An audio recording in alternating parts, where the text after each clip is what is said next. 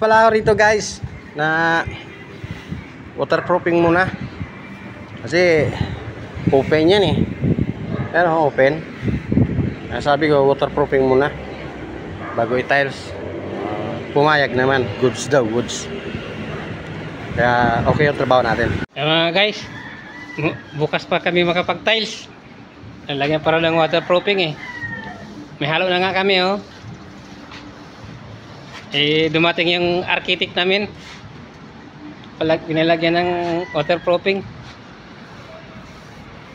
Suggestion!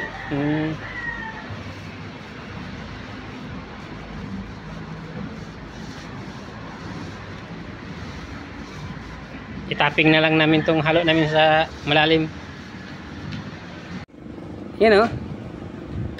Tapos na agad. Wala pa ba? Akala ko tapos na eh. Pumapala guys, pumapala, hindi para tapos.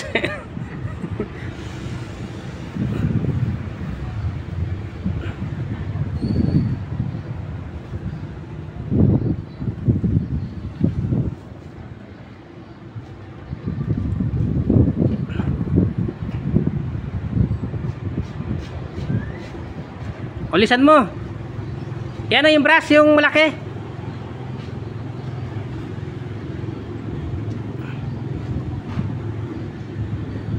Natapos na yung kalahati. 2 galon na naubos ng waterproofing. Siguro mga 3 pa to. Yan o, bilis talaga. Maasahan. Wala pang bantayan. Lalo na pag may bantayan. Sipag yan. Oo, sipag yan. Pag may bantay. Hindi, tapat kami mga guys. Kahit walang bantay, trabaho kami. Yan guys oh. Talagang ginagamitan na niya pinagbabawal na teknik para matapos lang. Basic lang, basic. Yan ang sinasabi na taong tapat. Gusto niya talaga matapos agad yung ginagawa niya. Kahit walang bantay.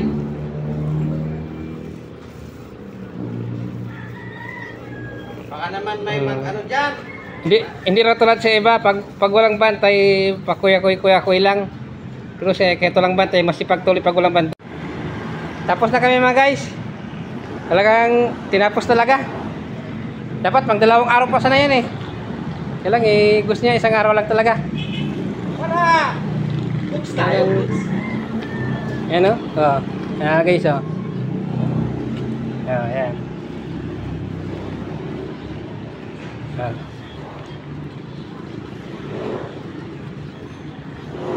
Tapos na mga guys. Yan. Finally. Tapos din, maghapon.